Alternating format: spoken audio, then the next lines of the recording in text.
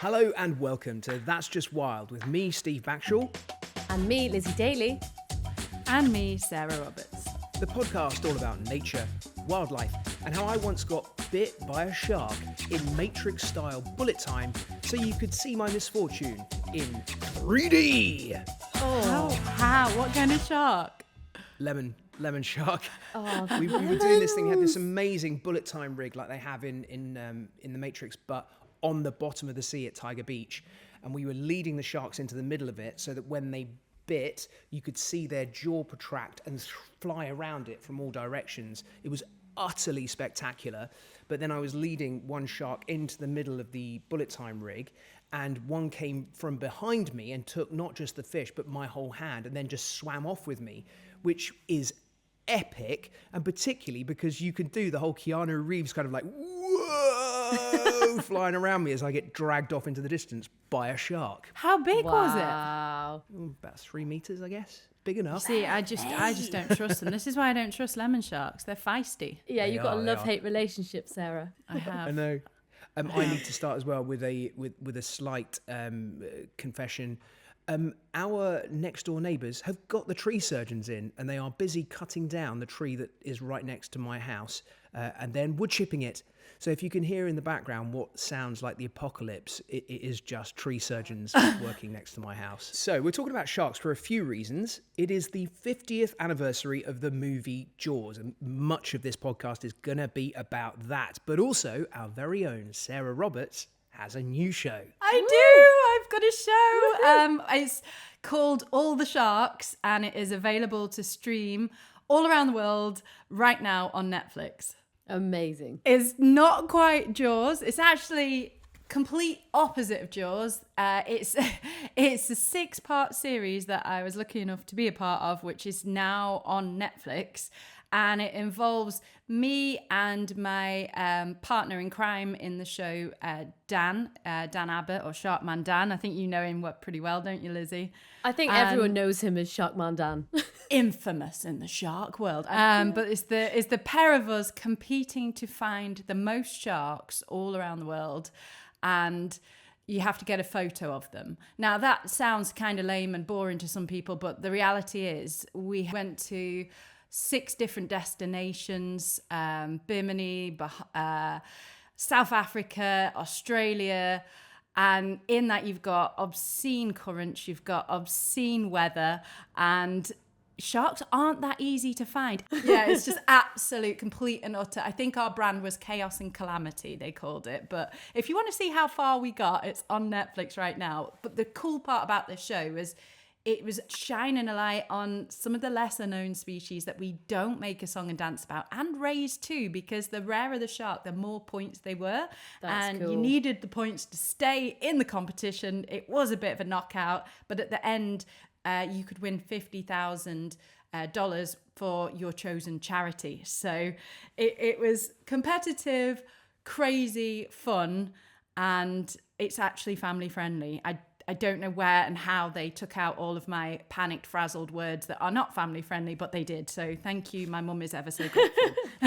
What was your sharky highlight of the filming? Oh God, there was so many. I think I got to see my first school of hammerheads. And I can't tell you when and where and what episodes, but I saw the most sharks, you know, that real good plume of sharks swimming in front of you that just does not look real. A shiver of sharks. Yeah, shiver me timbers. Yeah, that was pretty cool. Has it got that kind of race around the world sort of vibe to it? That you're dashing around between countries, you're competing against each other to see who can do the best and get the best shark shot. It's exactly that, Steve. It's kind of like someone took Race Around the World and mixed it with Pokemon Go.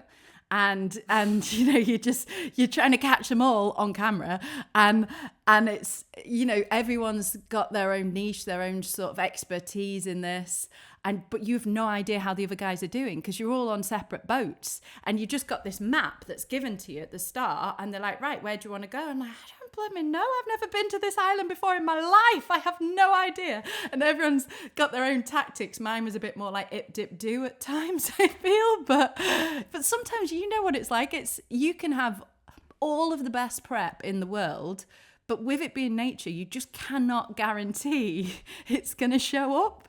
So like you have to make a call between going 2 hours out to a certain reef where you're like hoping against hope that rare species is going to be there, or you're playing it safe and you're staying close by, but you might be able to tackle more. Oh God. I'm imagining right now the commissioner pitch meeting for this series. Yeah. And a producer rocking up and going, right, so what I want to do, right, is it's like Race Around the World, but with bird watching. And the commissioner goes, oh, I don't know, birds. I'm thinking something a little bit more dangerous. Big cats, Race Around the World with sharks. Yes, sold, we're in. I also love the idea of it just being like a naturalist's dream, right? Is like to go and play and try and find shark species. Honestly, it was the most fun. Everyone was lovely. And it is like a dream situation. It's playing out on a complete other scale. Amazing. So surely part of the motivation to put that show out this year is because it is the 50th anniversary of the movie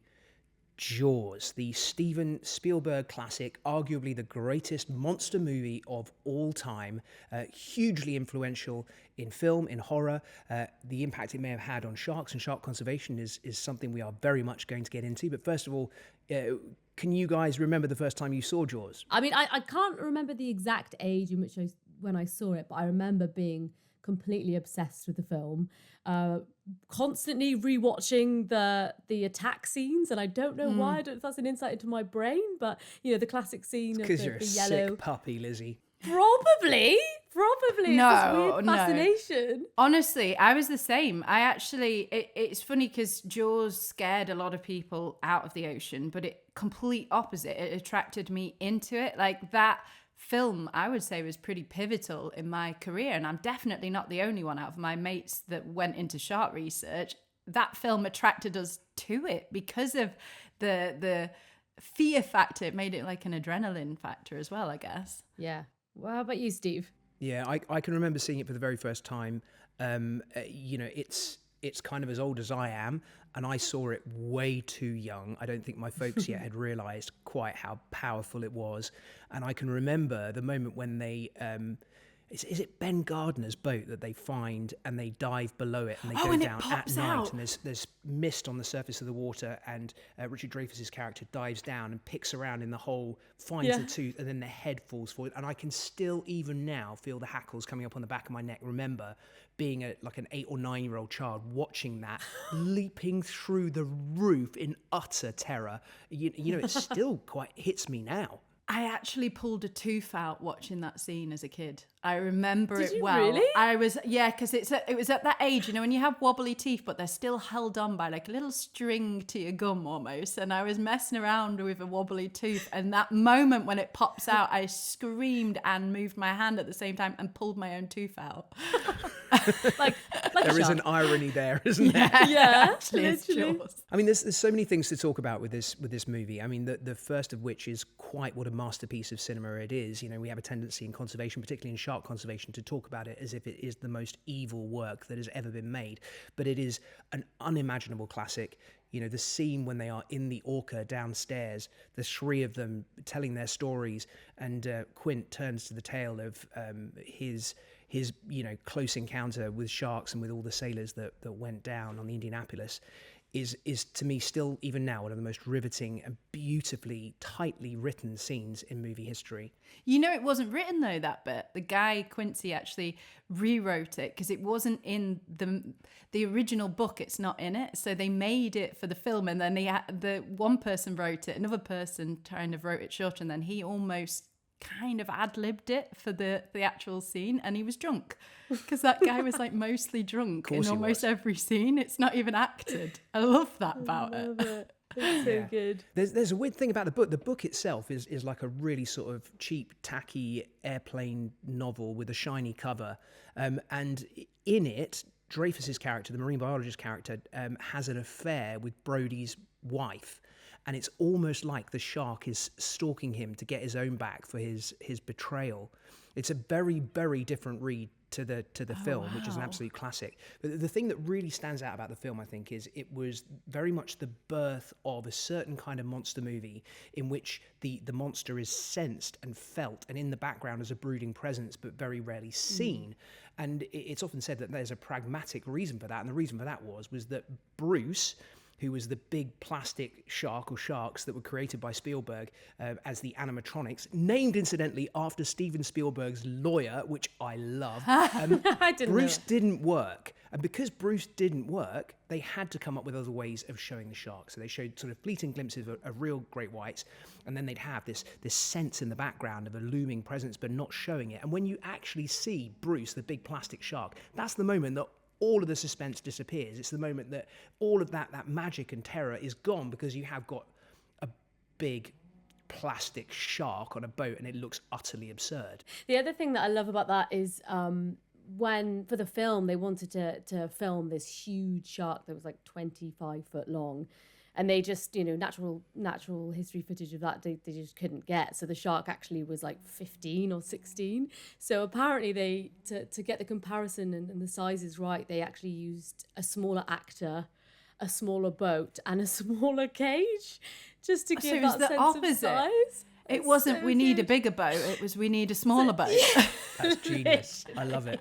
That is interesting though, isn't it? Because I can now you say it, I remember the marine biologist character says it's a 20-footer, and then Quint says 25, and 25 foot. That's bigger than any great white that has been reliably measured, but it's not that far off. I mean, it is actually feasible that in the 6 or 7 million years that great white sharks have been around, that there have been 25 footers. They may not have been scientifically measured, but it is possible that there even could be today great whites as big as Jaws was supposed to be. So that element of the film is not fanciful. No, exactly. In terms of I guess our perception or I guess your own perceptions of the role of Jaws in shark conservation and in shark populations globally, where do you sit? Where do you think Jaws fits in terms of having that influence? It's quite interesting, isn't it? Actually, I was just yesterday filming down on the south coast with the octopus blooms that you were talking about just the other week that you sent me down to film.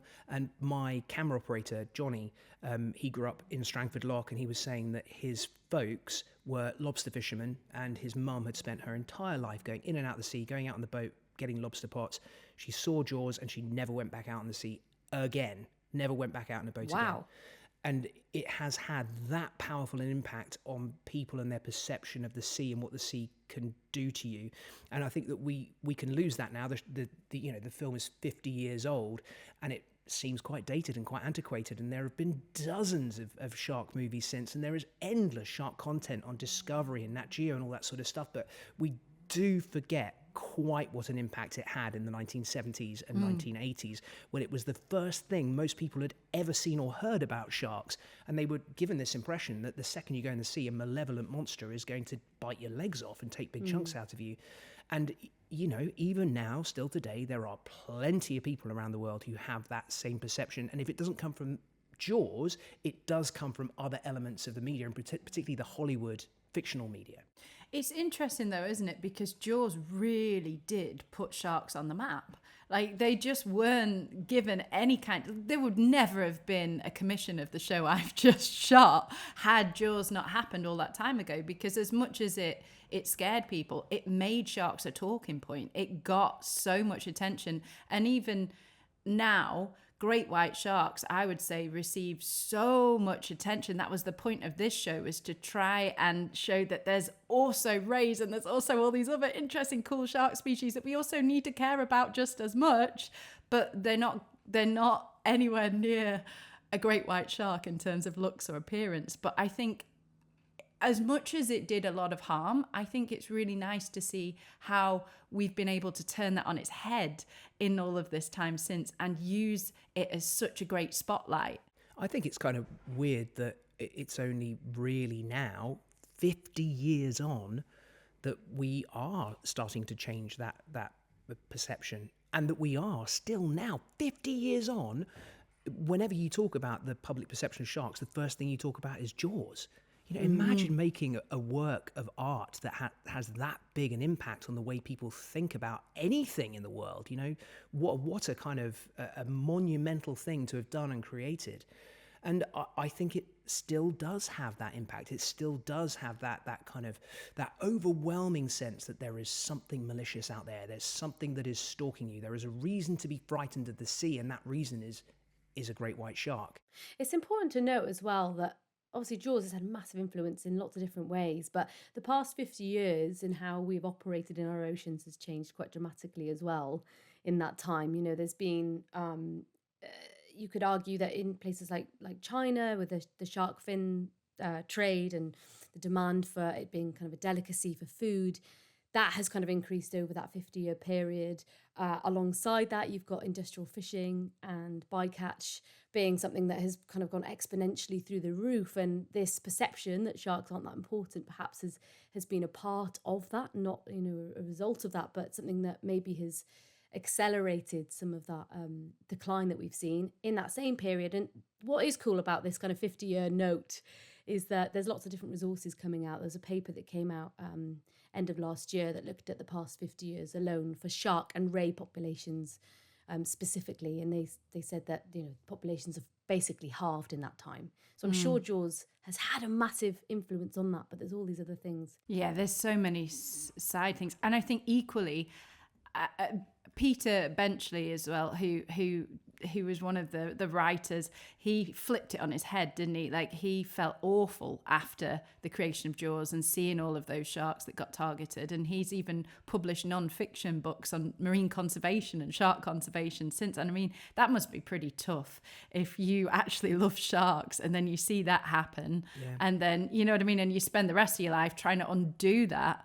But I think equally, had we not cared about sharks as much as we do from, maybe first like us finding out about them, Deep Blue Sea, Jaws, all those films, whatever the reason as kids, had we not had that seed planted, maybe we wouldn't be fighting so hard against long lines, against trawling, against all of these things, because I do think they are really emotive. So I think everything that we've said is true. Peter Benchley and Steven Spielberg have both questioned the legacy of Jaws and the impact that it's had on sharks. But the powerful thing is that 50 years is a really neat metric for measuring time and for measuring change. Like Lizzie said, half of the world's sharks have gone in that time, and it makes this year a really powerful time to reassess and to draw a line in the sand and say now is the time to make things better. And I think the fact that Sarah's program's coming out, that lots of other shark content is coming out right now with talking about the same sort of things that we are talking about, it can be a good thing. It can be something that says that the next 50 years are going to be different. Yeah, I love that. Absolutely love that. Steve, you did a show as well called Shark on Sky, right? That was recently, last year or the year before? Yeah, that's right. I mean, my number one principle from making that series was that I was going to make an entire 4-hour program all about sharks, every single species you can imagine, and I would never once within the whole thing mention any threats they might have to human beings, never once suggest that they could be dangerous to us, just deal with them in their natural world and their natural biology. And I'm really, really proud of that series. But when it went out on, Nat Geo's equivalent to Shark Week, most people's reaction was, well, we want to see air jaws. We want to see great whites leaping in the air. We want to see people in danger. We want to see people under threat. We are not so keen on seeing someone tranquilly gliding alongside a beautiful ancient animal and talking about its super skills. And I think that we in the media are constantly battling between this need to deliver a threatening, frightening, menacing image of a prehistoric predator, and at the same time being very aware that justifies so much negativity against an animal that is in dire straits. One thing that I actually do want to clarify, and Steve, you'll be able to help with this, is actually the actual number of species that have been described, because I've read anything from 400, 420 to like 500 plus species. Do we have a definitive number on that? No, and it's always changing, and it does obviously depend whether you include the skates and rays in that figure as well. It is almost certainly north of 500. Yeah. There are new ones being delineated from existing species all the time. And there are also, unfortunately, some that are disappearing. There are a few that are absolutely on the brink that if they haven't gone already, things like the Borneo and Ganges freshwater sharks could well be gone pretty soon. Angel sharks that I know you featured, Sarah, in your show, are right on the brink. And then, species like oceanic whitetips and blues, which were once the most widespread, decent-sized predators on the planet, some places their numbers have disappeared by 98% in some parts of their range, and they are listed as being critically endangered because of that. So, yeah, that number is constantly shifting. We're also finding new species, particularly in the deep seas, all the time. So, for example, the smaller species of shark, the dwarf lantern shark, this teeny tiny shark, which is kind of about the size of a pencil when it's fully grown, is only found down in the eternal darkness, several thousand meters below the surface. And dredges and trawls from the deep sea are constantly discovering new species. So it is north of 500, but we're not exactly sure how many at the moment. Yeah. It sounds obvious, but maybe we should actually get into what a shark actually is. So you've mentioned rays and skates and how they're all kind of related to one another. And they're in a group called the elasmobranchs. So that's cartilaginous fish. And there's a few other defining characteristics in the shark group. I mean, obviously, we have huge diversity. Steve's mentioned the dwarf lantern shark, which are, teeny tiny and can bioluminesce. We've also got the huge giants like our whale sharks and our basking sharks. But outside of that, sharks typically have these streamlined bodies. They've got tooth-like skin scales called dermal denticles all over their bodies. They have these rows of replaceable teeth that aren't fused to the jaw, multiple gill splits, and that varies depending on the species. And they are top predators. And as Steve has said, there's an unknown number of species of sharks, which I kind of really love. That, even now, even in science, this sharks are typically quite well studied, but there's lots that we still don't know, even about our biggest predators, our whale sharks and our white sharks too. And, about the very simplest things of their life history. So if you look at any animal on land that we are familiar with, then we're going to know all about their breeding, how and where they give birth, their reproduction, all of those things we kind of take for granted and we would have known about for hundreds of years, but that's not true in sharks. A couple of years ago, I was filming with amazing Dr. Mauricio Hoyos in the Eastern Pacific on a seamount, and we were putting satellite transmitters onto different kinds of sharks. One was onto a big pregnant whale shark, and the whale shark, it's the biggest fish in our seas, one of the best known. I'm sure that there'll be many of our listeners and viewers who will have swum with whale sharks and consider them to be quite a well-known species. But this satellite transmitter, it followed her for a year, and it showed that during that year, she never dived deeper than about 200 meters from the surface, because that's where they're feeding is in that, super productive layer close to the surface of the sea, apart from one 24-hour period where she dived down to a mile in depth. Wow. As I said, she was heavily pregnant. It's a pretty good hypothesis that she went down that deep to give birth to her pups. But we don't know because no one's ever seen that happen. And with a very, very few exceptions, that is true of almost all of those over 500 different kinds of sharks. We'll never have seen them mating. We'll never have seen them reproducing. We're only just now starting to get a sense of where they go and how they migrate and how far they travel. In some cases, thousands and thousands of miles every year. And it remains one of the most exciting areas of biology, but also one of the scariest too, because the more that we learn about shark reproduction, the more we tend to realize that they take a long time to mature, that they may take a long time being pregnant, and that they may, in some cases, give birth to only one or two pups.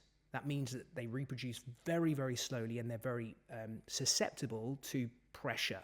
So if they're caught too much, then populations can crash fast. There are some species of relatively small sharks, like the starry smoothhound that we get in our waters, that might live to 100 years of age. That's absolutely bananas.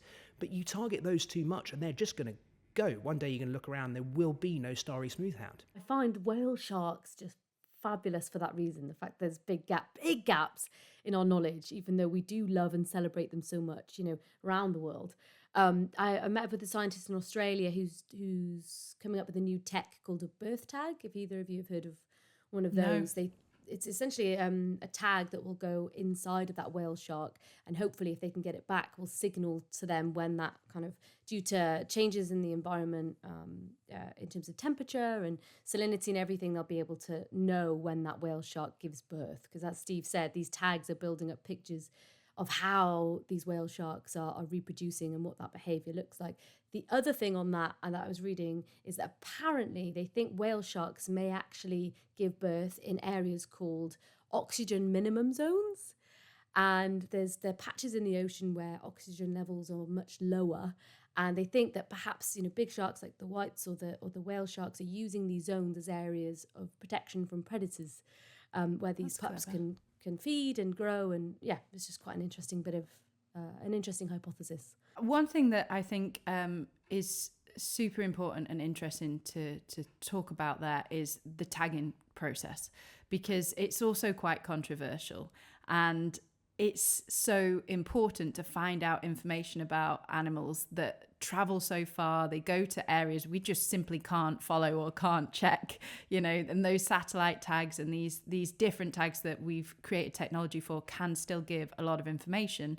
But of course, to tag a shark, and especially in some of these more complex situations, often requires catching a shark. And that leads me to the story I wrote, which was called Tight Lips Sink Ships. I was able to cover this story where we are looking at the recreational catch and release of great hammerhead sharks.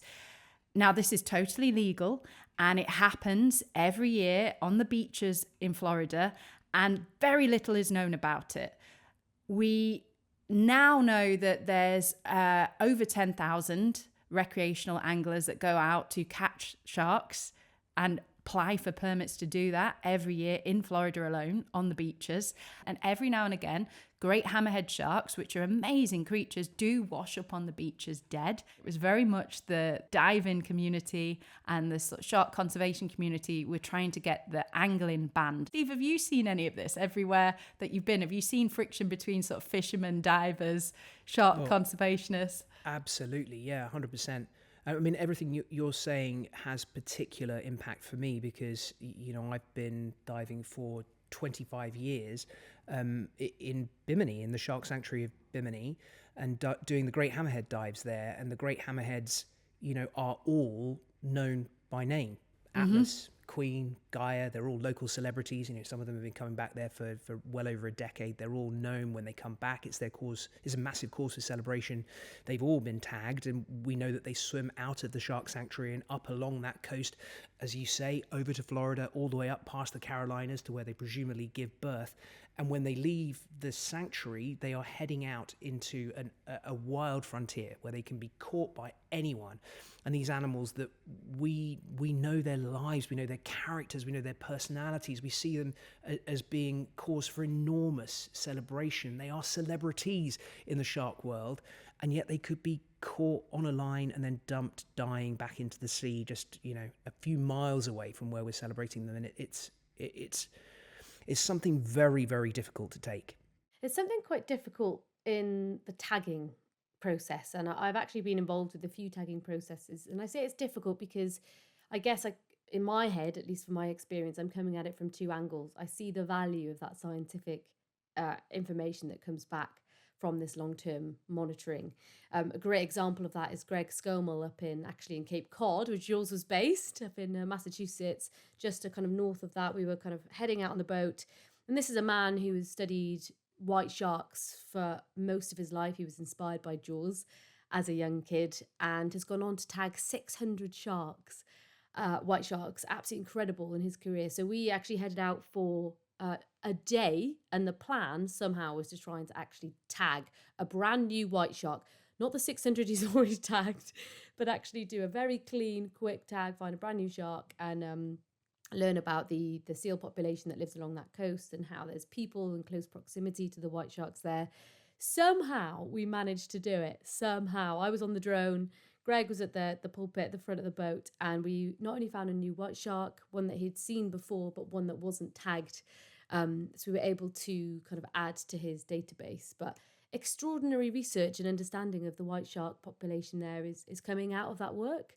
And so I see what you're saying, Sarah. It's a complicated topic, but there's loads you can learn. It's so interesting. Bimini was a defining part of my career for many, many reasons, but one of which was I also got bitten by one of the lemon sharks there.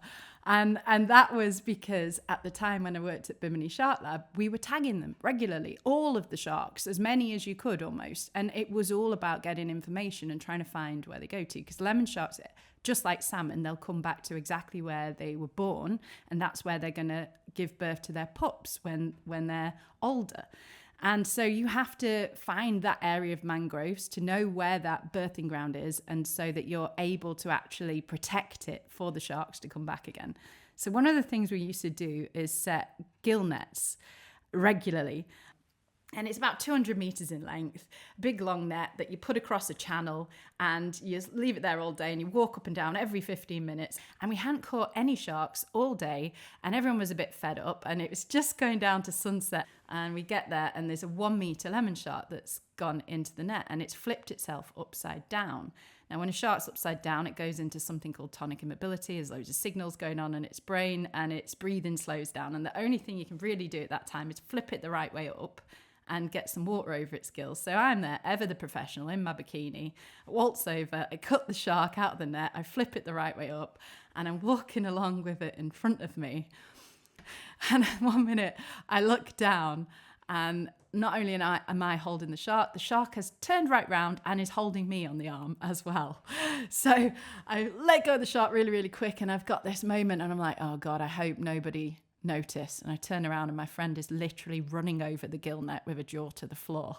So before I even look down, I wiggle my fingers, and you've got that moment, haven't you, where you're like, oh, I hope it didn't break the skin. And I look down, and my arm is just fat layers and bloods and all sorts open. So I'm like, oh, bugger, because their teeth are incredibly sharp.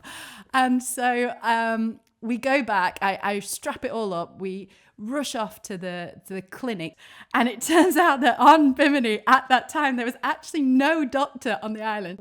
So yeah, early days of shark research. My most freaky shark experience was right where you're talking about, near the dock on North Bimini, which unbelievably is where Ernest Hemingway used to come down of an evening with a submachine gun and fire it at the bull sharks in the harbour. But we, doing a series called Blue Planet Live, were filming in that location, and we were looking to do a live dive with Caribbean reef sharks, and the weather came in so that the only place on the islands that we could do our live dive, broadcasting to like 8 million people, was the bull sharks under the pier at Bimini. And so the morning before we were due to go live, nothing had been done, nothing had been set up. We were like, right, we're just going to get in and do it. And so we got in, and the visibility was probably about 1.5 meters. And anyone that's been there, the bull sharks there are enormous. They are huge, great, big, stocky. They really earned their bull shark name. There was about 14 of them there. And the local guys that we had on hand were so excited. You know, we were getting in with a big film crew and all the live broadcasting trucks and everything. So they just started lobbing in bits of fish literally onto our heads. And these sharks were just thundering past us in almost zero visibility, snatching the fish from in front of us. You've never seen a bull shark move so fast in your entire life. We got out of the water. We were white, shaking, shivering, and like, I never want to go back in there again. The people on the broadcast truck back in the UK who were watching it live were like, we can't let you do this. Somebody is going to die live on BBC One. But then we sorted out all of our strategies. The water cleared up considerably. We ended up with about 10 meters of visibility. We didn't put any food in the water because we didn't need to, because the sharks were just there in such amazing numbers, and it ended up being awesome. But for those few minutes, honestly, it was utter terror. Awesome. That was So one of good. my scariest dives in the show, is that spot. Because when I was at the lab, nobody dove there. Nobody. And I think just after, one of the local restaurants set up a cage for people to dive there. But that was not a diving spot. That was where we would chum and catch them at the surface. But God, the lab people would have thought you were mad at that time if they said you were going to do a beta dive in that spot. One of the coolest things about doing that dive actually is it's got a silty bottom, and you know, you're picking through all the beer cans and stuff at the bottom of the dock. But if you just run your hands through the mud and you pick up the silt and let it fade away, you'll end up with a hand full of shark teeth, because sharks, through their lives, are constantly growing and shedding their teeth. If you look at the jaw of, a great white or a bull, it will probably have 5 rows of teeth, each of which roll forward like they're on a conveyor belt to replace the ones in front. A big shark could get through 50,000 teeth in a lifetime, and those bull sharks have been hanging around that dock for generations. So the silt below is just filled with shark teeth, and each one of them, even if they've been there for decades, is still scalpel sharp. You could use it to shave. I could use it to shave. I'm not suggesting you guys would. And it is utterly amazing. And it go to the right places, and you can do it with great whites. I've come back with a couple of, you're not allowed to take them anywhere because they're a protected species, but giant great white teeth that we found on the bottom in places like Guadalupe. There's a really cool publication that's just actually come out in April this year, all about white sharks. And it's a real nod to the kind of transoceanic migration of white sharks. I love that there's, like our whale sharks, there's big gaps in our knowledge about where they give birth, never been seen, or perhaps anecdotally been seen, but never been documented or scientifically described. This has been seen in other sharks in the past, other whites. So there's a female shark called Nicole who travelled from South Africa to Australia and back in under 9 months a few years ago, covered over 12,400 miles, which is absolutely incredible. But this study is particularly cool. It was actually because of a satellite tag recovered from a shark caught by fishermen in Indonesia with Project Hui and Shark Girl Madison, as most people know her. Amazing young conservationist. Steve, I know you've worked with her, met her. I worked with her last year. She's awesome. And she's doing an incredible job at changing these fishermen's lives out in Indonesia. These are gentlemen that are fishing for their livelihoods and for survival. And now, instead of fishing for sharks and killing them, they're going out and protecting them and doing some incredible conservation work out there. So this journey actually is titled Transoceanic Dispersal and Connectivity of a White Shark Between South Africa and Southeast Asia, which is extraordinary. So essentially in 2012, a sub-adult female was tagged off of South Africa, and then in 2016 found, unfortunately, captured in long-line gear, shock, off Indonesia, and was picked up by the Project Hui team. And again, Can I chip in there? Please do. It's Project Hui, because Hui is Bahasa for shark. Even better, Ikan Hiu Bodoh is the stupid shark, and that is the Bahasa for whale shark, because whale sharks are said to be dumb. So they're called Ikan Hiu Bodoh, literally the stupid shark. Savage. This whole bit of research, like you say, I was out filming with Maddie just a couple of months ago. She's an absolute hero of mine. I think she's utterly amazing. I held this specific tag in my hand. It was given to her by one of the shark fishermen who kept a hold of it for years and didn't want to give it because he knew that he'd be in trouble. But eventually gave it to Maddie. She went through the whole process of figuring out where it had come from. And then in March of this year, a great white was spotted, Nusa Penida, I think it was, off the coast of Bali. There was a bunch of divers who were down there looking for sunfish, and a great white swam past them, and they're just not supposed to be in those waters. They're not an animal that is considered to be an Indonesian species, and Indonesian very, very warm waters. And this, can you imagine being down on a tropical coral reef dive and a great white swims past you? But they've got amazing footage of it, and that combined with Maddie's research is starting to figure out that these sharks, they're just going everywhere. We should move on because there are so many other different kinds of sharks that we can talk about. And Sarah, you've got a couple of different sharks that I think you can introduce us to. I think Dan and I found over 50 different species during this series.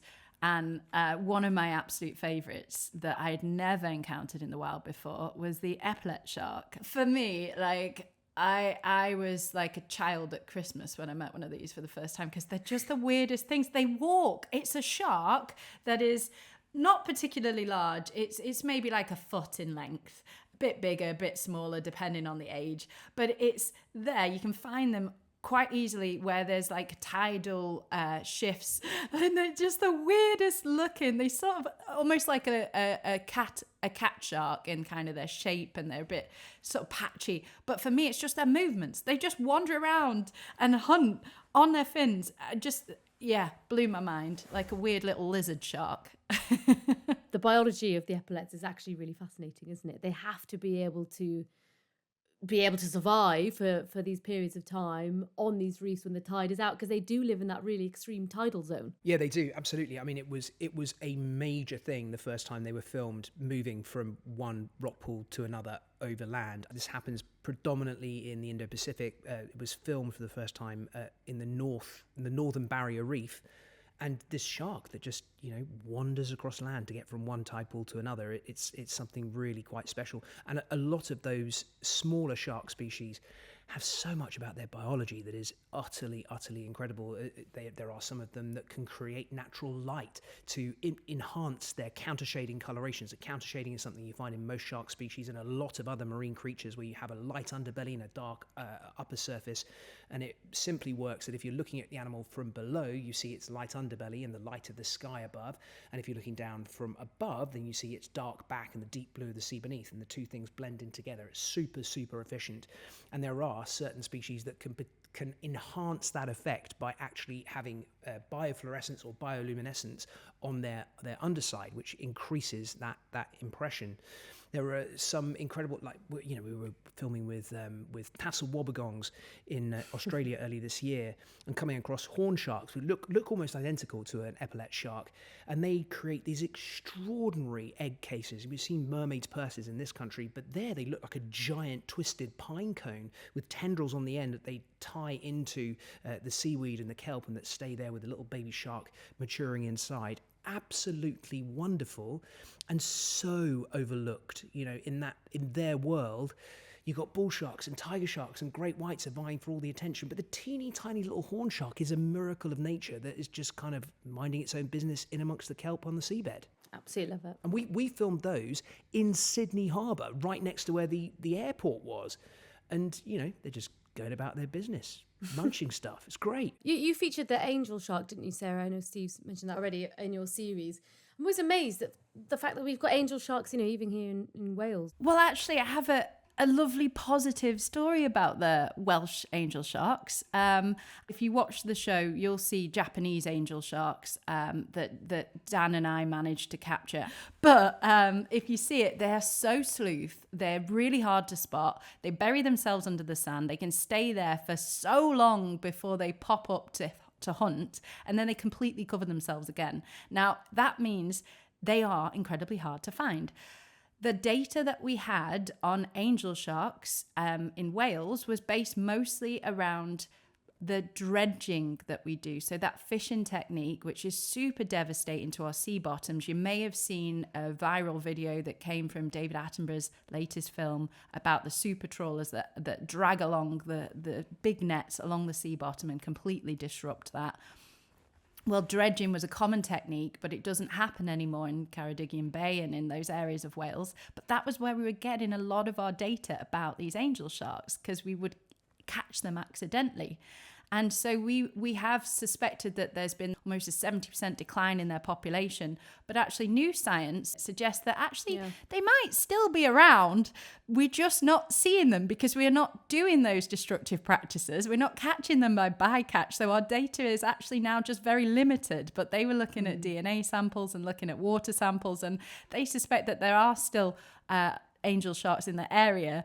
They're just really hard to spot. So any divers that get inspired by this series and show and go, I want to go and find a high value shark, go find them, record them, send it to any kind of local university or institute, because they are really, really hard to spot.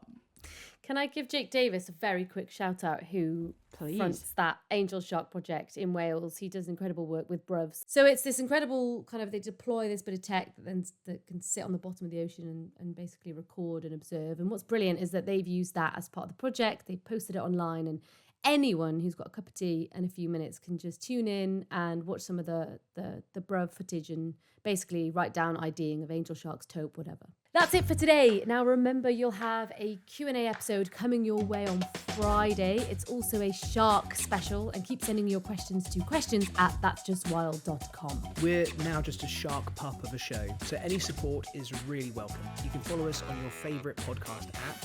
leave us a review. It makes all the difference to the whole team. And for ad-free listening, our newsletter, special deep dive episodes and members-only benefits, you can subscribe to us at that'sjustwild.com. Remember, we're on YouTube, TikTok, Instagram, Facebook, and you can find us at That's Just Wild Pod. Thanks for listening. See you next week.